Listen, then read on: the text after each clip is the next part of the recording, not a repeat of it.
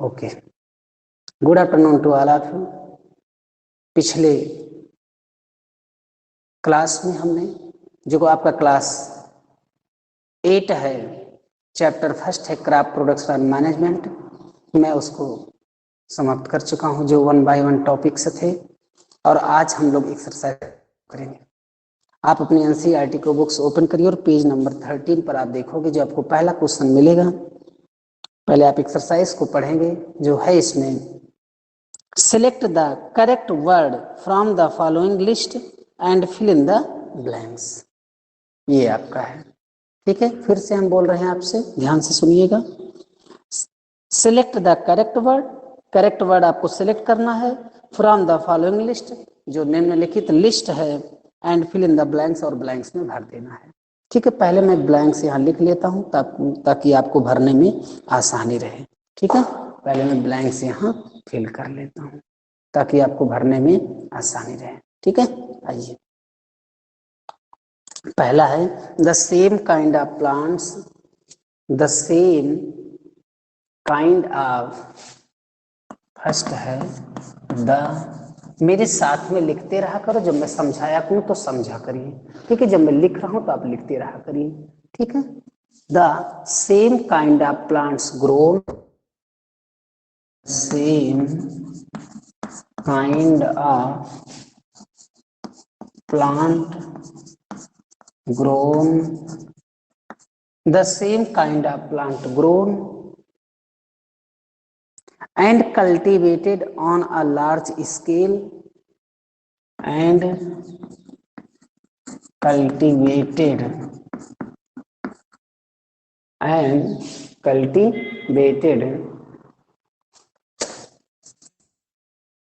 हम इधर लिखेंगे and cultivated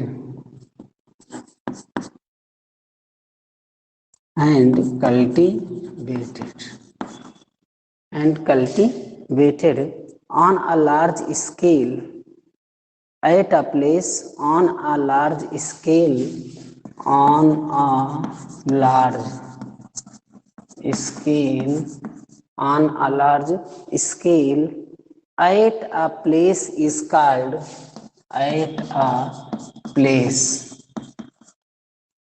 is called, इसको क्या कहते हैं। ठीक है, इसमें ऑप्शन में है फ्लोट, फ्लोट माने तैरना होता है, वाटर माने पानी होता है, क्रॉप माने फसल होता है, न्यूट्रिएंट्स जो पोषक तत्व पाए जाते हैं, प्रिपरेशन में तैयारी करना।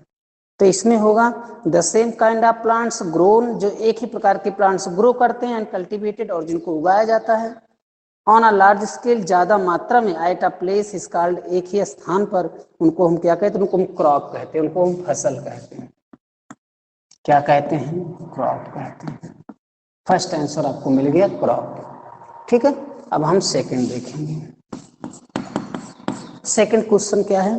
The same kind of plants grown, नहीं, the before growing, the first step, A B करके लिख लीजिए। The first step before growing, the first step, the first step before growing,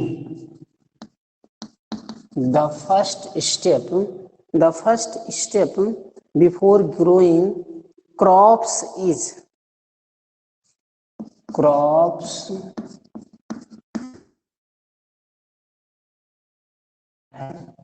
crops dot है of the soil, of the soil. Soil को क्या कर, पहला step क्या है?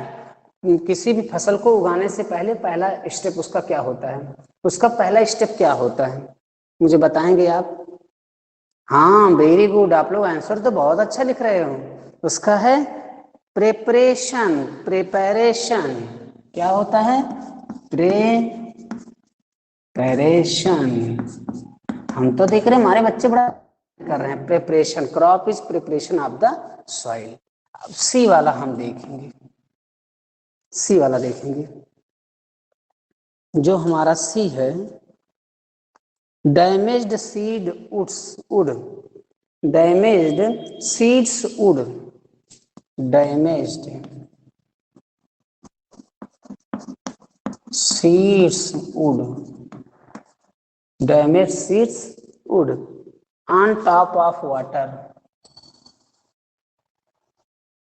on top of water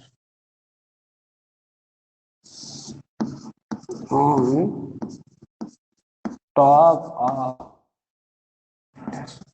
ठीक है on top of water क्या होना चाहिए इसमें on top of water float ये क्या आता है पानी में क्या करने लगता है फ्लोट करने लगता है पानी पर ये तैरने लगेगा पानी में क्या करने लगता है फ्लोट या FLOAT फ्लोट करने लगता है ठीक है नेक्स्ट है for growing a crop D for growing a crop for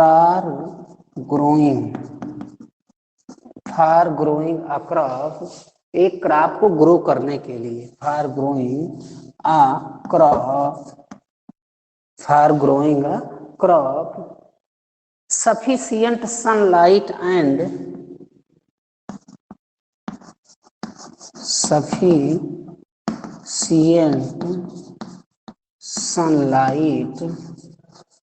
sufficient sunlight and sunlight and from the soil are essential and from the soil are essential from the soil are essential from the soil are essential ठीक है for growing a crop फसल को उगाने के लिए sufficient sunlight पर्याप्त मात्रा में sunlight and from the soil are essential मिट्टी के लिए क्या और आवश्यक होता है आप देखोगे ना क्या आवश्यक होता है मिट्टी के लिए क्या आवश्यक होता है मिट्टी के लिए आप देखोगे आपको मिलेगा दो इसमें लिखना है ना एंड फिर एंड है फिर एंड है यहां राइट कर दो एंड ठीक है ये फिर है क्या क्या आवश्यक होता है वाटर आवश्यक होता है और क्या आवश्यक होता है न्यूट्रिएंट्स पहले क्या आवश्यक है सनलाइट एंड वाटर और क्या आवश्यक है न्यूट्रिएंट्स क्या आवश्यक है न्यूट्रिएंट्स क्या आवश्यक है न्यूट्रिएंट्स आवश्यक है न्यूट्रिएंट्स आवश्यक है ठीक है for growing a crop sufficient sunlight and water and nutrients from the soil are essential फिर से एक बार हम लोग देखेंगे ठीक है चलिए फॉर ग्रोइंग क्रॉप फसल को उगाने के लिए सफिशिएंट सनलाइट पर्याप्त मात्रा में सनलाइट एंड वाटर और पानी ठीक है एंड न्यूट्रिएंट्स और nutrients from the soil are होते हैं ठीक है ये आपकी फसल के लिए बेहद आवश्यक है नेक्स्ट हम लोग चलेंगे एक्सरसाइज में आप देखोगे मुझे लगता है ये समझ में आएगा एक बार हम फिर से रिवाइज करेंगे the same kind of plant grow the same kind of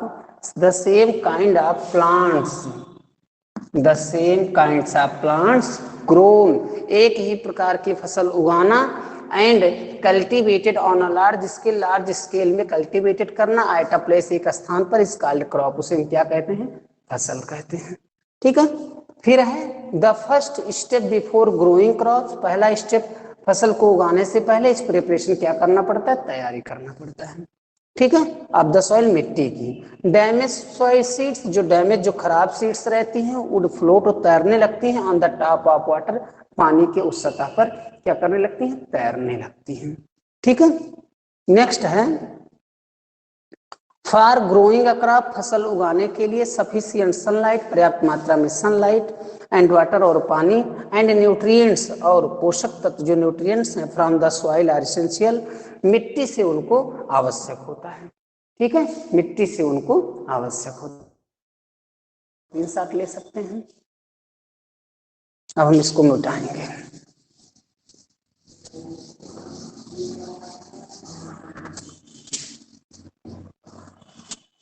second वाला हम देखेंगे, सेकंड पार्ट। ठीक है, बस अब हम सेकंड पार्ट को अगले दिन देखेंगे। मुझे लगता है जितना आज पढ़े उतना समझ में आया है। एक बार आप चैट बॉक्स में राइट करिए कि आप लोग जितना पढ़े उतना समझ में सबके आ गया है। न्यूट्रिएंट्स, वाटर, वेरी गुड, बहुत अच्छा रिस्पॉन्स है। फर्स्ट का ई, सेकंड का D, very good very good. First का ई बहुत अच्छा बच्चे ने हमारे लिखा है। सेकंड का डी वेरी गुड। थर्ड का बी वेरी गुड। और फोर्थ का सी बहुत अच्छा। हमारे बच्चों ने बहुत अच्छा लिखा है। हमारे बच्चों ने बहुत अच्छा पहले ही सारा लिख दिया है। ठीक है, वेरी वेरी थैंक्स। सबको समझ में आ गया है? Right now in chat box सबको समझ में आ गया है? Right now in chat box. Anjali, Priya, Prince, okay. और स्टूडेंट्स ने नहीं किया है? हाँ, okay. Very very thanks to all of you, very very thanks to all of you. हम लोग नेक्स्ट डे मिलेंगे, नेक्स्ट क्वेश्चन के साथ मिलेंगे। ओके, तब तक के लिए बहुत बहुत धन्यवाद। आप लोग एक्सरसाइज को याद करते रहिए, पढ़ते रहिए, एनसीईआरटी को रिवीजन करते रहिए, अपने नोट्स को बनाते रहिए। Very very thanks to all of you. That's all.